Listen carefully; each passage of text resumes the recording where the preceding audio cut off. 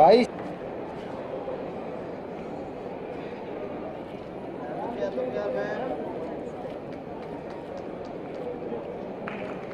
वंशिका शर्मा। मित्रों, मैं vice chancellor साहब के प्रति धन्यवाद व्यक्त करना चाहता हूं कि इन्होंने आप सबसे मेरा परिचय कराया है। लेकिन मैं जानता था कि जब आगे वह मेरा परिचय देना प्रारंभ करेंगे तो मेरी प्रशंसा में बहुत सारी बातें आप लोगों के सामने रखेंगे। और मैं यह भी जानता था कि राजनीतिक क्षेत्र में काम करते हुए जो हमने भिन्न भिन्न दायित्वों का निर्वाह किया है उसकी भी चर्चा करेंगे। लेकिन मेरी निश्चित धारणा है कि व्यक्ति का कद पद के कारण बड़ा नहीं होता है, बल्कि व्यक्ति का कद बड़ा होता है। व्यक्ति का कद यदि बड़ा होता है तो अपने कर्तृत्व के कारण बड़ा होता है, पद के कारण कभी बड़ा नहीं होता। इसीलिए मैं वाइस चांसलर साहब से मैं क्षमा चाहूंगा कि मैंने बीच में आकर ही धृष्टता की है। इस इंस्टीट्यूट के respected chairman Shri Jayprakash ji Gaur, vice chancellor, highly respected vice chancellor professor S C Saxena, vice chairman of the institute Shri Sunil ji Sharma और मेरे मित्र, बहुत पुराने मित्र और आज इस इंस्टीट्यूट के डायरेक्टर श्री पंकज जी पचौरी, यहां पर हमारे इस इंस्टीट्यूट के डीन और रेस्पेक्टेड प्रोफेसर्स और इस इंस्टीट्यूट के सभी टीचर्स, स्टूडेंट्स और इस इंस्टीट्यूट फैमिली के सभी मेंबर्स, चाहे वह क्लास 2, क्लास 3 और क्लास 4 के एम्प्लॉइज क्यों न हो, मैं सबके प्रति हृदय की गहराइयों से सम्मान व्यक्त करता हूं।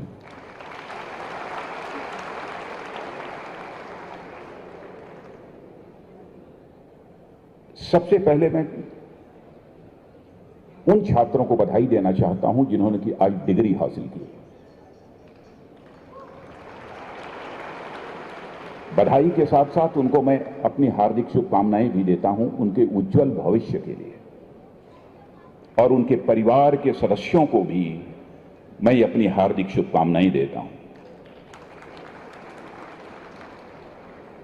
और मैं बधाई देना चाहता हूं इस इंस्टीट्यूट के चेयरमैन को, इस इंस्टीट्यूट के स्टाफ को, इस इंस्टीट्यूट के एम्प्लॉइज को और इस इंस्टीट्यूट के मैनेजमेंट को, जिन्होंने वह इंस्टीट्यूट जो 2001 में इस्टेब्लिश हुआ, वह एनसीआर का ही नहीं है, हिंदुस्तान का ही नहीं है, बल्कि एक दुनिया में अपना एक अव्वल स्थान बनाने में कामयाब हुआ है। इसके लिए मैं उन्हें बधाई देना चाहता हूं।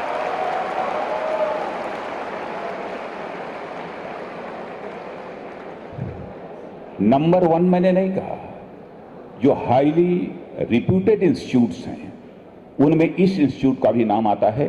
इसीलिए मैंने इसे बहुत ही सरल हिंदी के शब्दों में अव्वल कहा है।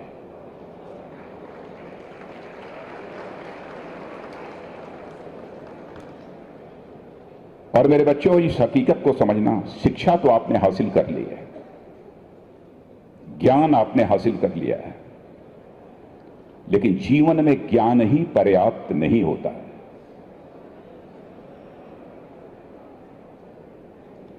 ज्ञान हासिल कर लेने से कोई व्यक्ति विद्वान नहीं हो जाता, या वह दावा नहीं कर सकता कि उसकी पर्सनालिटी का कंप्रिहेंसिव डेवलपमेंट हो गया है, यह भी दावा नहीं कर सकता, क्योंकि ज्ञान का उपयोग भी हो सकता है और ज्ञान का दुरुपयोग भी हो सकता है। इस देश की आतंकवादी गतिविधियों में जो नवयुवक लगे हुए हैं वह इलिटरेट नहीं है, वह अनपढ़ नहीं है। बहुत सारे ऐसे आतंकवादियों में से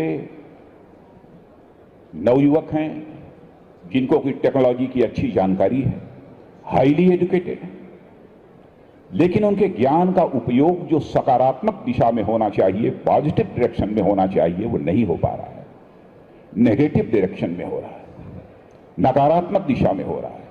इसीलिए सभी बच्चों को इस हकीकत को समझना चाहिए कि जब ज्ञान सकारात्मक दिशा में काम करता है तो वह समाज के लिए कल्याणकारी बन जाता है, और जब ज्ञान नकारात्मक दिशा में काम करता है तो वही समाज के लिए विनाशकारी बन जाता है। इस हकीकत को भी हमको समझना चाहिए। और यह दीक्षांत समारोह है। शिक्षा से आपको ज्ञान मिल गया, लेकिन जीवन में सबसे बड़ी चीज यदि कोई होती है तो वह संस्कार होती है। और शायद आप सबने पढ़ा होगा अथवा कुछ ने पढ़ा होगा, इंटेलेक्चुअल कैपिटल अमेरिका की बोस्टन में जब स्वामी विवेकानंद गए थे तो उन्होंने भाषण देते हुए कहा था कि अमेरिका में ज्ञानी बहुत हैं, विद्वान बहुत हैं, लेकिन भारत में रहने वाले अपनी माताओं और बहनों को मैं ज्यादा श्रेष्ठ मानता हूं, इसलिए क्योंकि चरित्र के मामले में उनका कोई जवाब नहीं है सारी दुनिया में। यह स्वामी विवेकानंद ने कहा। व्यक्ति का कद यदि बड़ा होता है केवल ज्ञान के कारण नहीं, संस्कारों के कारण और चरित्र के कारण बड़ा होता है।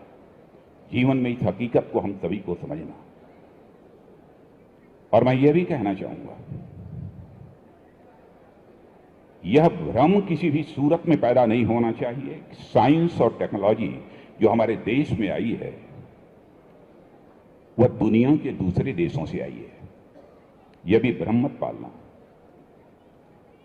साइंस और टेक्नोलॉजी के मामले में भी भारत कितनी ऊंचाइयों को हासिल कर चुका है, शायद आपको इस बात की जानकारी नहीं हो। क्या कारण है कि प्राचीन काल में भी हमारे नालंदा विश्वविद्यालय, तक्षशिला विश्वविद्यालय में भारत ही नहीं बल्कि दुनिया के कोने कोने से लोग अपनी पढ़ाई करने के लिए आते थे।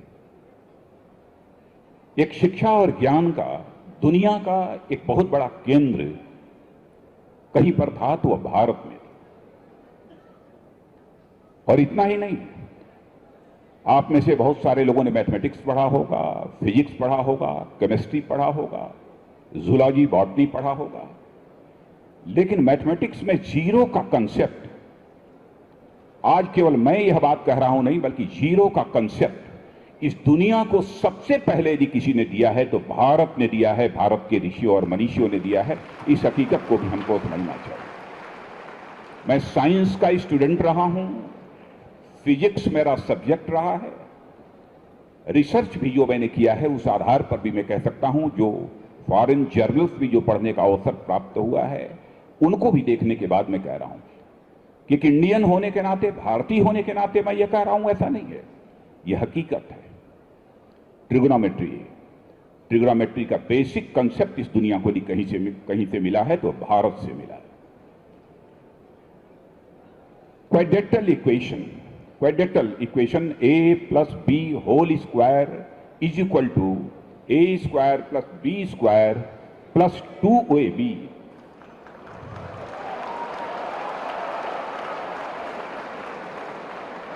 ये दुनिया के किसी दूसरे देश से नहीं आया मेरे बच्चों, यह आया है तो महर्षि श्रीधराचार्य जी जो भारत के ऋषि थे उन्होंने इस क्वाड्रेटल इक्वेशन को देने का काम किया है।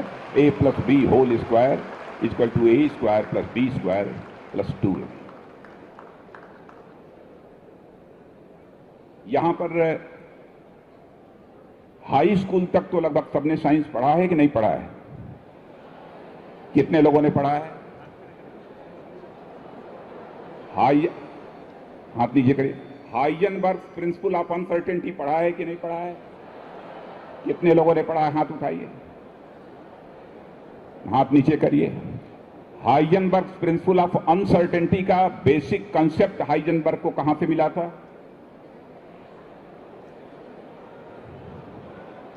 नहीं मालूम, मैं बता रहा हूं। एक पुस्तक है, हाइजेनबर्ग के मित्र थे डी फिज कोपरा, उस पुस्तक को निकालकर मेरे बच्चे तुम लोग देखना।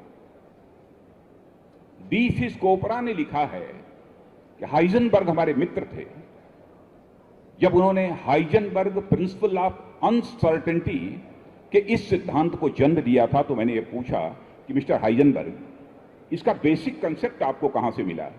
तो हाइजेनबर्ग ने कहा कि जब मैं रविंद्रनाथ टैगोर के साथ वेदांत पर चर्चा कर रहा था, उस समय हमको वेदांत से इसका बेसिक कंसेप्ट हासिल हुआ है, तब जाकर हाइजेनबर्ग प्रिंसिपल ऑफ कंसेप्ट।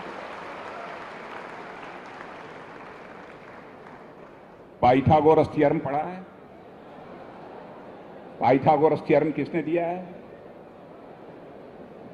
यह बोधायन ऋषि का पाइथागोरस थ्योरम है।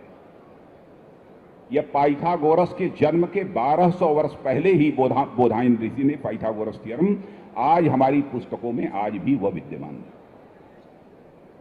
यह भ्रम नहीं होना चाहिए कि जो कुछ भी आज का आधुनिक ज्ञान है वह केवल दुनिया के दूसरे देशों से आया है, यह भ्रम हमको किसी भी सूरत में नहीं होना चाहिए। कॉस्मोलॉजिकल कैलकुलेशंस के बारे में मैं कहना चाहता हूं। कार्ल सगन का नाम सुना है कि नहीं? नहीं सुना है?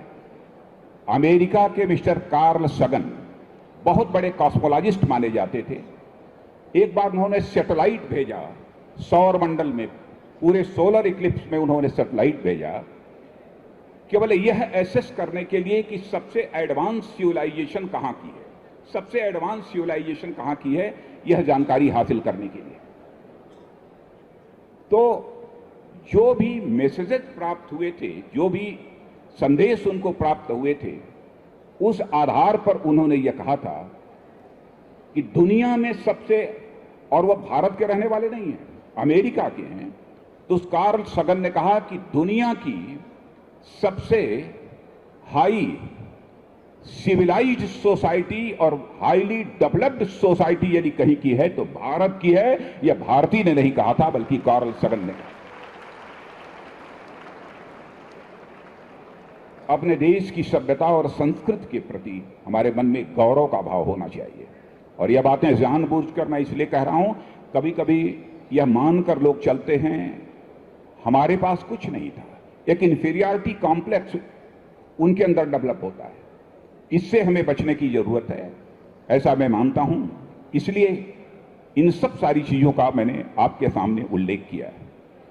मिस्टर वोल्टेयर का नाम आपने सुना होगा। फ्रेंच रिवॉल्यूशन में वोल्टेयर का बहुत बड़ा कंट्रीब्यूशन रहा है, बहुत बड़ा कंट्रीब्यूशन उन्होंने कहा। उन्होंने कहा कि जो पूरे मानव जगत के पास ज्ञान है, वह ज्ञान यदि कहीं से आया है तो गंगा के किनारे से आया है, भारत से आया है। यह बात मिस्टर वोल्टेयर ने भी कही।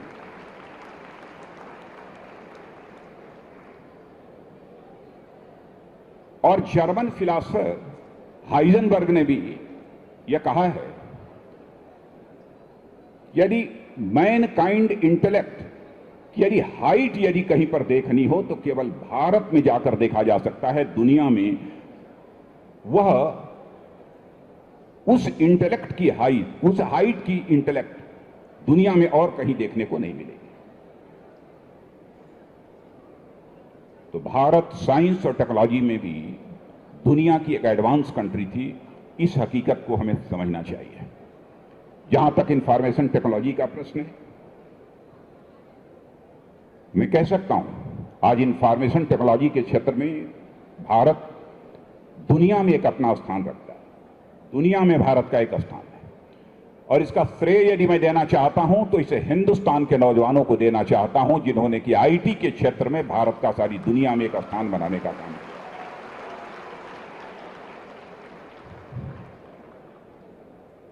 और आपने देखा होगा कि हाल में ही हमारे प्रधानमंत्री जी ने डिजिटल इंडिया वीक का जो है शुभारंभ किया है। डिजिटल इंडिया, और सच्चाई तो यह है कि हम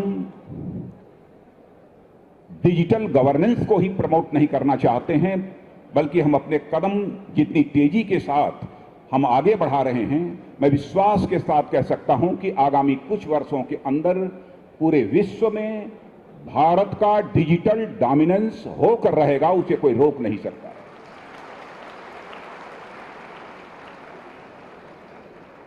हां, यह बात सच है, जहां तक भाषा का प्रश्न है,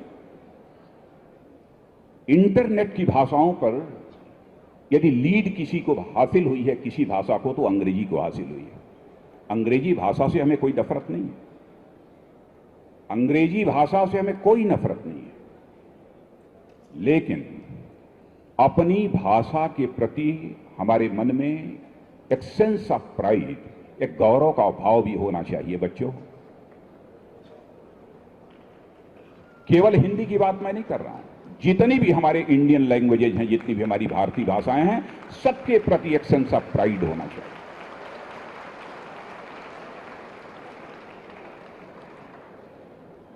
बहुत बड़े ज्ञानी बन जाना, बहुत बड़े विद्वान बन जाना, लेकिन अंग्रेज बनने की कोशिश मत करना, भारतीय बन के ही रहना, मैं यह अपील करना चाहता हूं।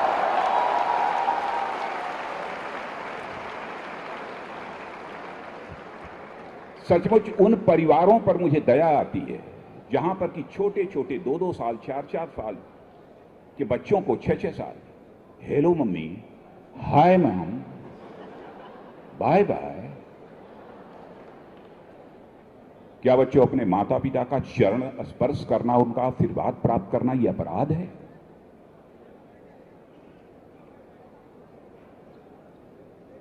माता पिता का चरण स्पर्श करने के क्या साइंटिफिक एडवांटेजेस हैं, शायद इसकी आपको जानकारी नहीं।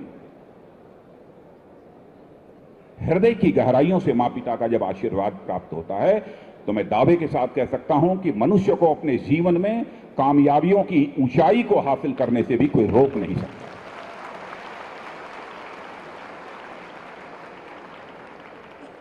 आपने देखा कि चीन ने भी अपना सर्वर तैयार कर लिया है, चीनी भाषा में, मंडारिन भाषा में अपना सर्वर तैयार कर लिया है। गूगल को टक्कर देने का काम कर रहा है, गूगल को टक्कर देने का काम कर रहा है। और मुझे आप जैसे हाईली टैलेंटेड बच्चों पर मुझे विश्वास है, आईटी के बच्चों पर मुझे विश्वास है कि एक दिन वह आएगा कि सचमुच इंटरनेट की दुनिया में आपकी इंडियन लैंग्वेजेस भी अपना डोमिनेंस दिखाकर रहेंगी, इसमें कहीं दो मत नहीं। मैं जब भी कभी अंग्रेजी की बात करता हूं, बहुत सारे लोगों को मैं जानता हूं, हमारे कुछ मीडिया के मित्र भी ये लिखते हैं कि राजनाथ सिंह अंग्रेजी का विरोध करते हैं। अंग्रेजी मैं भी जानता हूं, जहां जरूरत होती है वहां अंग्रेजी बोलते भी हैं, लेकिन अनावश्यक अंग्रेजी नहीं बोलते। केवल रुतबा गालिब करने के लिए हम अंग्रेजी नहीं बोलते, यह दिखाने के लिए कि मैं बहुत बड़ा विद्वान हूं। कौन कितना विद्वान है यह तो समय ही इसका मूल्यांकन करता है। लेकिन मैं क्यों नहीं बोलता हूं, क्यों नहीं बोलता हूं? आपके पास स्मार्टफोन है? स्मार्टफोन है बच्चों के पास? जरा हाथ उठाइए। आप अपने गूगल से सर्च कीजिए 2 फरवरी 1835 मैकाले की ब्रिटिश पार्लियामेंट की स्पीच है तुम्हारे पास? या ले आओ।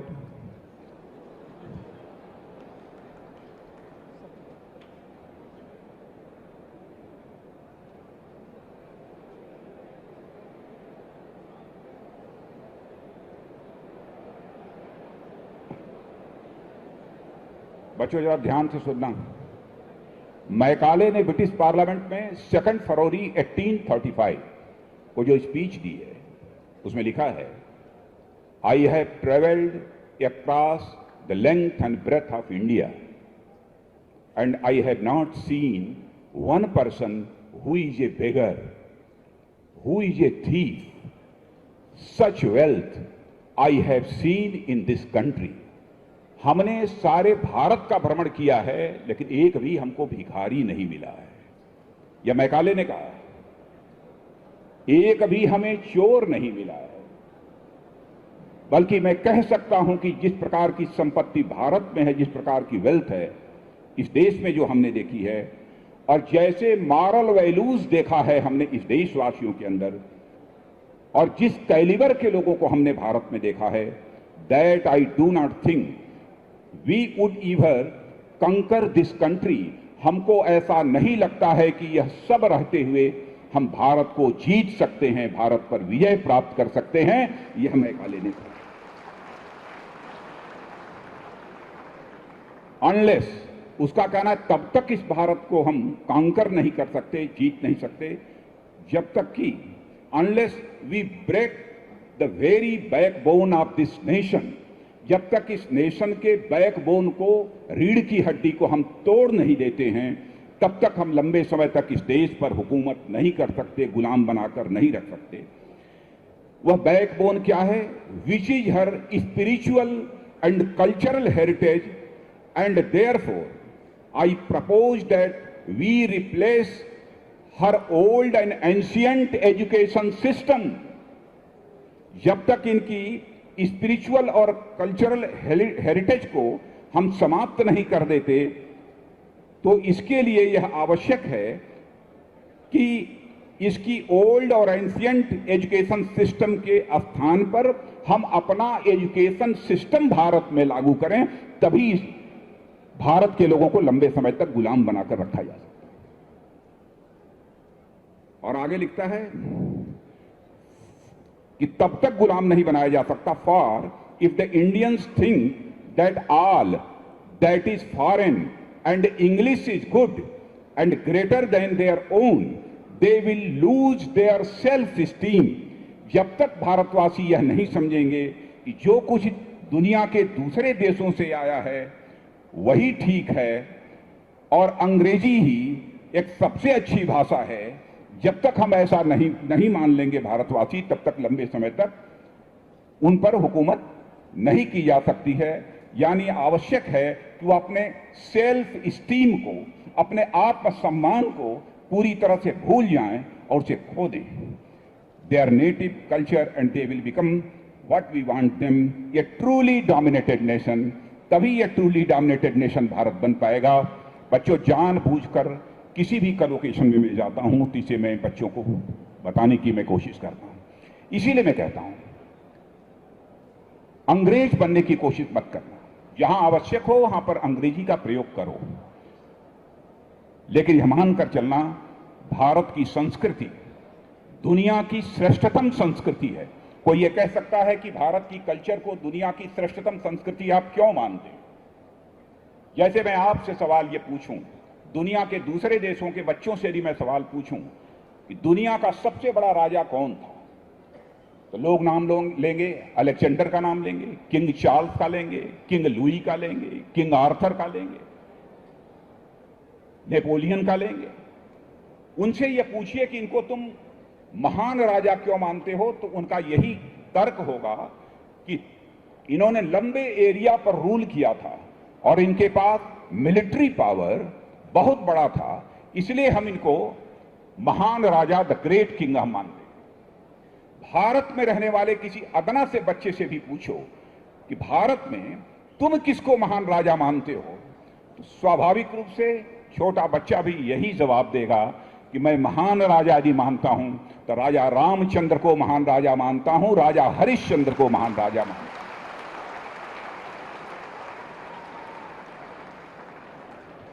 वे सब सारे लोग लंबे साम्राज्य पर हुकूमत करने के कारण उनको महान मानते हैं, लेकिन हमारे यहां राज्य को, सिंहासन को ठोकर मारने वाले को, त्याग करने वाले को महान मानते हैं। यही दुनिया के दूसरे देशों में और अपने देश की संस्कृति में।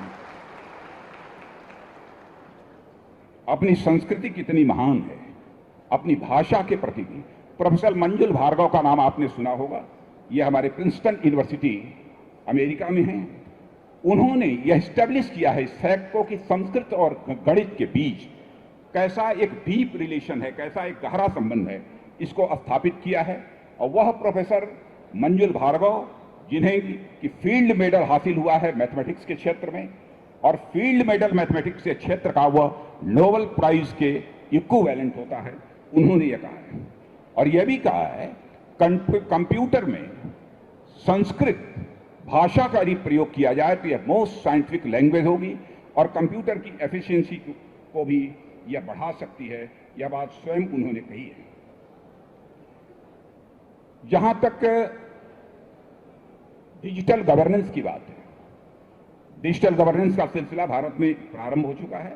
मैंने यह भी कहा कि जिस तेजी से डिजिटल गवर्नेंस की दृष्टि से हमारी सरकार भी कदम आगे बढ़ा रही है, और अभी अभी जो प्राइम मिनिस्टर ने डिजिटल इंडिया वीक जो लॉन्च किया है, शायद आपको जानकारी होगी, इससे 4.5 लाख करोड़ रुपए का फॉरेन इन्वेस्टमेंट जहां होगा, वहीं पर इससे एक साल में 18 लाख नवयुवकों को रोजगार भी मिलेगा, एम्प्लॉयमेंट मिलेगा।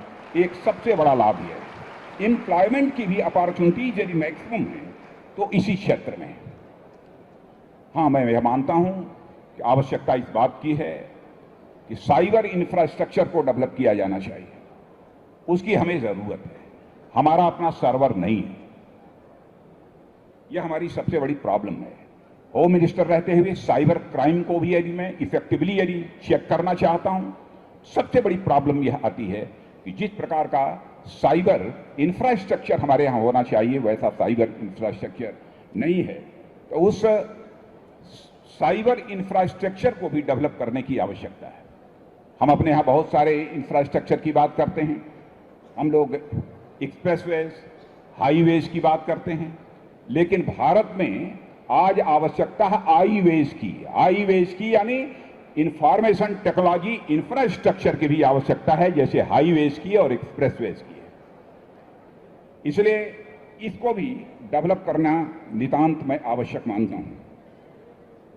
और आज के अवसर पर इतना ही कहना चाहूंगा सभी बच्चों से कि आपको भारत को एक महान भारत बनाने में अपनी भूमिका स्वयं ही तय करनी है।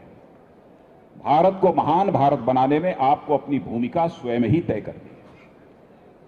केवल आपको अपनी चिंता नहीं करनी है, केवल आपको अपने परिवार की चिंता नहीं करनी है, बल्कि आपको समाज की करनी है, आपको देश की चिंता करनी है, सारे विश्व की चिंता करनी है। मानव जगत के कल्याण की चिंता भारत में रहने वाला व्यक्ति ही कर सकता है। क्यों? इसलिए भारत दुनिया का अकेला देश है जिस देश के रहने वाले ऋषियों और मनुष्यों ने केवल भारत की सीमा में ही रहने वाले लोगों के कल्याण की चिंता नहीं की है, केवल भारत के अंदर रहने वाले लोगों को ही अपने परिवार का सदस्य नहीं माना है, बल्कि सारी दुनिया में रहने वाले लोगों को अपने परिवार का सदस्य माना है। इसलिए दुनिया के किसी देश के ऋषियों और मनीषी ने वसुधैव कुटुंबकम का संदेश यदि देने का काम किया है सारे विश्व को, the whole world is a family, तो केवल भारत देश के ऋषियों और मनीषियों ने किया है। यह अपने ऋषियों और मनीषियों के संदेश को हमें किसी भी सूरत में भूलना नहीं चाहिए। लेकिन the whole world is a family यदि हम ये कहते हैं तो हमें यह भी हकीकत समझना चाहिए, हमारा मन बराबर बड़ा होना चाहिए। छोटे मन से बड़ी ऊंचाइयां जीवन में किसी भी सूरत में हासिल नहीं की जा सकती। छोटे मन से जीवन में जो सुख की प्राप्ति करना चाहते हो, जिस आनंद की प्राप्ति करना चाहते हो, वह सुख और आनंद भी किसी भी सूरत में प्राप्त नहीं होगा। मैथमेटिकल इक्वेशन के रूप में यदि मुझे समझाना हो तो मैं अपने मैथमेटिक्स के बच्चों से कहूंगा कि इसको ध्यान देना। तो मैंने कहा मन जितना ही बड़ा करते चले जाओगे, सुख की मात्रा, आनंद की मात्रा, मैग्नीट्यूड ऑफ सुख, मैग्नीट्यूड ऑफ आनंद बढ़ता ही चला जाएगा। तो थोड़ी देर के लिए यह मान लो कि तुम्हारा मन यह एक सर्किल है, तुम्हारा मन यह एक सर्किल है। Let us consider that your मन इज ए सर्किल। मान लो थोड़ी देर के लिए मन यह वृत्त है, एक सर्किल है। सर्किल का सर्कमफेरेंस बढ़ाते चले जाओगे, उसी रेशियो में मैग्नीट्यूड ऑफ सुख, सुख की मात्रा और आनंद की मात्रा बढ़ती चली जाएगी। यदि मैथमेटिकल इक्वेशन में कहना है, यदि इसे मैथमेटिकल इक्वेशन में कहना है तो मैं यूं कह सकता हूं, circumference of man is directly proportional to the magnitude of sukh. इसलिए जीवन में यदि काम करना, जीवन में काम करना, छोटे मन से काम मत करना, बड़े मन से काम करना, मैं दावे के साथ कह सकता हूं तुम्हें जीवन में ऊंचाई की बुलंदियों को हासिल करने से दुनिया की कोई ताकत नहीं रोक सकती है। इन्हीं शब्दों के साथ जो हमारे सारे डिग्री होल्डर्स हैं उनको अपनी हार्दिक शुभकामनाएं देता हूं और इस इंस्टीट्यूट के परिवार के सभी सदस्यों को अपनी हार्दिक शुभकामनाएं देते हुए अपना निवेदन समाप्त करता हूं।